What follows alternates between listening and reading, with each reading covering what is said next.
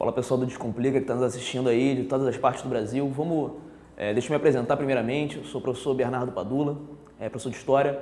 Hoje nós vamos trabalhar um assunto que é muito importante para a prova do Enem, um assunto que é muito relevante, que vem caindo muito nos últimos exames do Enem. Tá? A gente vai trabalhar os movimentos sociais da República Velha. E qual é a relevância desse assunto? Além da questão da cobrança, se você parar para olhar as últimas provas, desde 2009, as provas que nos interessam no momento, desde que o Enem mudou, você vai perceber que além das questões que vem caindo, que nós vamos trabalhar algumas na aula de hoje, é claro, no edital do Enem faz muitas referências a movimentos sociais.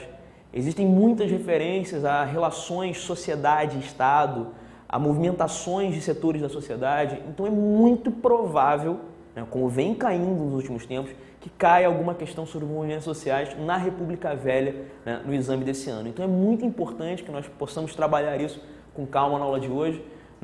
E didaticamente, a gente geralmente faz uma divisão dessa aula, separando os movimentos rurais dos movimentos urbanos. Muitos desses movimentos, com certeza, vocês já ouviram falar em algum momento da vivência de vocês. Quando a gente pensa, por exemplo, os movimentos rurais, estou fazendo referência a Canudos, ocorrido no interior da Bahia entre 1893 e 1897. Estou fazendo referência ao Contestado,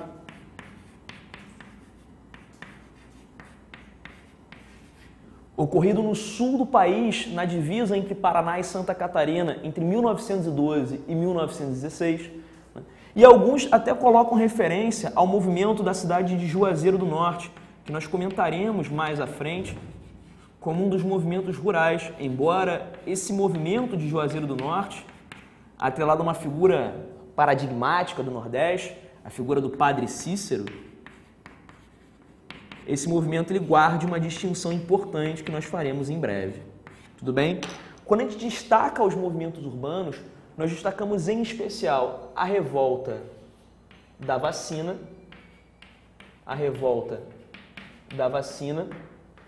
ocorrida na cidade do Rio de Janeiro em 1904, e destacamos também a revolta da Chibata, também ocorrida no Rio de Janeiro em 1910. Anteriormente, os professores de História questionavam um pouco como trabalharíamos revolta da vacina e revolta da Chibata. Para o pessoal que dá aula no Rio de Janeiro, era muito comum trabalhar a revolta da vacina, a revolta da Chibata, quando o vestibular era estadual. Quando o vestibular tomou esse âmbito nacional, a gente ficou se questionando. Vai trabalhar a revolta da vacina? Ou a revolta da vacina seria uma história regional? Vai trabalhar a revolta da Chibata? A revolta da Chibata seria típico do Rio de Janeiro? Pois bem, o Enem já nos deu a resposta cobrando esses dois assuntos. Então, o Enem vai trabalhar a revolta da vacina, vai trabalhar a revolta da Chibata, mesmo sendo algum movimento típico do Rio de Janeiro, vai ser trabalhado aí nas provas, tem questões sobre isso na nossa aula de hoje. Tudo bem, gente? Então vamos começar agora trabalhando os movimentos ocorridos no âmbito rural, tá? Os movimentos rurais, começando por Canudos. Senhores, Canudos é um dos movimentos mais estudados, conhecidos e relevantes da história do Brasil. Quando eu penso em Canudos, eu naturalmente penso na figura de liderança de Canudos. Eu penso na figura de Antônio Conselheiro. Em algum momento dos seus estudos você já ouviu falar em Antônio Conselheiro, tenho certeza absoluta. Uma breve biografia desse cara para a gente entender de onde vêm certas motivações. Antônio Conselheiro, ele nasceu no interior do Ceará por volta de 1845.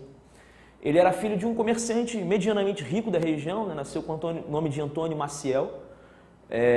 Ele vai estudar muitas línguas durante a sua infância, adolescência, vai se versar em italiano, por exemplo, em francês, vai aprender latim, se torna uma figura icônica na cidade, se torna professor particular na cidade, vai trabalhar na região, se torna uma pessoa muito conhecida na região, até o momento que a vida de Antônio Conselheiro dá uma guinada. Na época ele ainda era conhecido como Antônio Maciel, o professor, e um dia ele chega em casa e encontra, digamos, sua mulher amaciada, vamos colocar assim, com um militar na cama. Enfim, Resumo da ópera. Né? Antônio Conselheiro, a partir desse momento, ele vai se tornar uma pessoa um pouco diferente. Né? Ele vai dedicar os próximos 5 anos da sua vida correndo pelo Nordeste com um facão atrás da mulher e do militar. Ele queria acabar com os dois, queria acabar com o sofrimento daquele episódio ali. Uma hora alguém vai ver que aquilo era meio perigoso, vai prender o Antônio Conselheiro, ele vai ficar alguns anos na cadeia e quando ele é solto, aí sim, ele sai o Antônio Conselheiro que entrou para a história. O homem da barba longa, o homem da veste, o homem da túnica, o cara que vai dedicar a sua vida a partir de então a pregações religiosas no Nordeste. O grande detalhe, que é muito importante para entender esse Antônio Conselheiro, é que ele não era um membro da igreja. Ele não era eclesiástico, ele não era do clero, ele não era nada disso. Ele era um leigo, beleza? Um homem normal da população, mas que vai começar a dedicar a vida a pregações religiosas, vai começar a trabalhar com certas obras de caridade, né, fundando pequenas igrejas, cemitérios, por exemplo, enfim, dedicar a vida à questão da religião.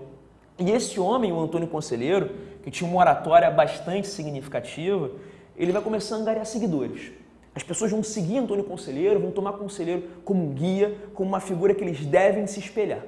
Esse cara torna-se conhecido, torna-se famoso na região Nordeste, até o ponto que Antônio Conselheiro vai se instalar em 1893 no Arraial de Canudos, inicialmente uma fazenda abandonada, chamada de Fazenda, o Arraial do Belo Monte, depois ganha o nome de Arraial do Canudos, né? E rapidamente muitos dos seguidores de Antônio Conselheiro vão para Canudos junto com ele. Segundo algumas estimativas, otimistas acredito eu, né? Canudos chegou a ter 30 mil habitantes. Senhores, 30 mil habitantes no Brasil nesse momento aqui, pouquíssimas cidades tinham. Então, na verdade, estamos falando de um movimento que ganhou uma força muito significativa, uma dimensão muito grande mesmo. Canudos vai ter uma grande vivência nesse momento aqui. O que a gente enxergaria em Canudos? Teve historiadores, por exemplo, que enxergaram em Canudos uma espécie de MST do século XIX. Né? Camponeses pobres que estão lutando pela terra no interior do Nordeste. Hoje em dia, os historiadores ficam um pouco resistentes a aceitar essa versão. Até porque, se você reparar, se você olhar os discursos de Conselheiro, o que se pregava em Canudos, quais eram as ideias apontadas nesse momento, o que se pensava aqui não era nada ligado a movimento social, anarquista, socialista, de luta por reforma agrária, nem coisa do tipo. O que se defendia aqui em Canudos era uma ordem moral e cristã. Antônio Conselheiro tem 47 discursos, ou prédicas, melhor dizendo, que foram publicizados. Desses 47 discursos ou prédicas, 46 são sobre religião. Apenas um se chama sobre a República, que tem um caráter político bastante duvidoso, vamos colocar assim.